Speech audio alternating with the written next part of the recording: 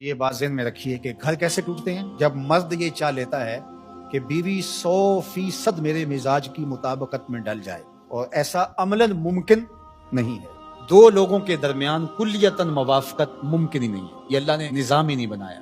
قدرت نے جو کائنات کے اندر تنوع کا جمال پیدا کیا ہے، کائنات کی خوبصورتی ہی اختلاف اور تنوع پہ ہے۔ دو حقیقی بھائیوں کا مزاج نہیں ملتا تو دوسرے خاندان سے آئی ہوئی خاتون کا مزاج شوہر سے کیسے ملے؟ ویسے تو مرد اور مرد کا مزاج نہیں آپس میں ملتا، تو بیوی اور شوہر جو مرد اور عورت ہیں ان کا کیسے ملے گا کلیتاً؟ ایک ماں باپ کے گھر میں پرورش پانے والی بیٹیاں اور بیٹے، ان کا مزاج کلیتاً موافقت نہیں رکھتا، تو ایک دوسرے خاندان میں پرورش پا کے اور ایک اس خاندان میں، تو ان کا کیسے کلیتاً موافق ہوگا؟ دو آدمیوں کا نشانی انگوٹھا نہیں ملتا، دو آدمیوں کی شکلیں نہیں ملتی، دو لوگوں کی آواز نہیں ملتی، دو لوگوں کا مزاج کیسے ملے گا؟ تو ممکن نہیں ہے۔ لیکن نفسیات کے ماہرین نے کہا ہے کہ دو لوگوں کے درمیان اگر آپ کہیں کہ تو ہم مزاج ہیں، بالکل ایک طرح سوچتے ہیں، کلیتاً موافقت ہے ان کی، تو وہ بھی 80% ہوگی، 20% پھر بھی فرق ہوگا، اور یہ کوئی کیس ہوگا کہ کلیتاً موافقت ہوگی، اور اگر ہوگی تو 80% ہوگی، 20% پھر بھی فرق ہوگا، تو 20% تو پھر بھی برداشت کرنا پڑے گا۔ تو جب مرد نے یہ طے کر لیا کہ عورت کلیتاً میرے مزاج کے مطابق ہو تو پھر ٹھیک ہے، پھر گھر اچھا رہے گا، اگر میرے مزاج سے تھوڑا سا تفاوت ہوا تو گھر میں لڑائی ہوئی تو گھر کبھی بھی امن کا گہوارہ بنے نہیں سکتا۔ اور اگر یہ بات عورت نے سوچ لی، جو اکثر عورتیں سوچتی ہیں، اور وہ کہتی ہیں کہ یہ مرد بالکل میری مٹھی میں بند ہونا چاہیے، یہ سوچے بھی تو میرے مزاج کی مطابقت میں ڈھل کے سوچے، اور اس کے لیے ان کو کسی عامل سے تعویذ لینا پڑے، اور عامل کہتے ہیں کہ سنگ دل سے سنگ دل محبوب قدموں میں، تو شوہر تو چیز ہی کوئی نہیں ہے، تو وہ پھر وہ اس کے پاس بھی جاتی ہے کہ شوہر بالکل میری مزاج کی مطابقت میں ہو، اور اس کے لیے شوہر کی لائی کمائی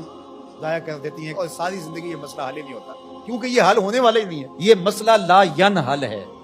قدرت کا نظام ہی قائم اختلاف اور تنوع پہ، دو لوگوں کے درمیان کلیتاً موافقت ممکن ہی نہیں ہے، تو جب ممکن نہیں ہے تو تم ایک ایسی چیز جو ممکن نہیں ہے اس کو کیوں تم کوشش کر رہے ہو، ساری زندگی برباد کر رہے ہو؟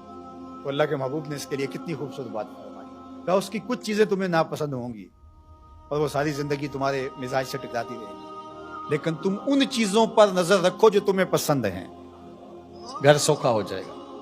اللہ اکبر۔ اور ان پسندیدہ چیزوں میں سے ایک چیز عورت کی وفا ہے، اور یہ تقریباً ہر عورت میں ہوتی ہے۔ دوسری جانب آقا کریم نے فرمایا کہ میری شریعت میں سجدہ جائز نہیں، اور اگر جائز ہوتا تو میں بیوی کو حکم دیتا کہ شوہر کو سجدہ کرے، اس سے بلیغ انداز شوہر کے حق کو بیان کرنے کا نہیں ہو سکتا۔ اب یہ ایک فرمان سے حضور نے ایک تو ممانت فرما دی، غیر اللہ کے لیے سجدہ روا نہیں ہے، تعظیمی سجدہ بھی روا نہیں، اللہ کے تعبدی تو کبھی بھی روا نہیں ہوا، یہ تعظیمی سجدہ تھا، اور میں اگر جائز ہوتا تو میں بیوی کو اس کا حکم دیتا کہ وہ شوہر کے لیے سجدہ ریزی کرے۔ اب بتائیے کہ کس قدر بلیغ انداز ہے شوہر کے حقوق بیان کرنے کا، اور پھر آگے کیا خوب بات کہی، ہن لباس لکم وانتم لباس لہم، تم ان کا لباس ہو اور وہ تمہارا لباس ہے۔ قرآن تو قرآن ہے نا، کنایتاً ایک لفظ استعمال کیا، لیکن قرآن کی بلاغت، اللہ اکبر۔ لباس پردہ ہوتا ہے، ڈھانپنے والا ہوتا ہے، تو میاں بیوی ایک دوسرے کے عیبوں کو، کمیوں کوتاہیوں کو ڈھانپنے والے ہوتے ہیں، نہ کہ نشر کرنے والے۔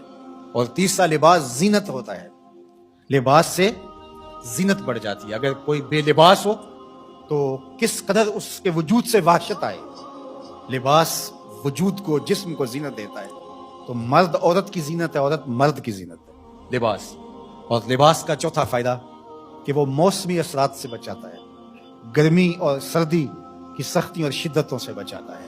اللہ اکبر۔ تو ایک لفظ بیان کر کے اللہ تعالیٰ جل شانہ نے کیسا مانوی حسن یہاں بیان فرمایا، وہ تمہارا لباس ہے اور تم ان کا لباس۔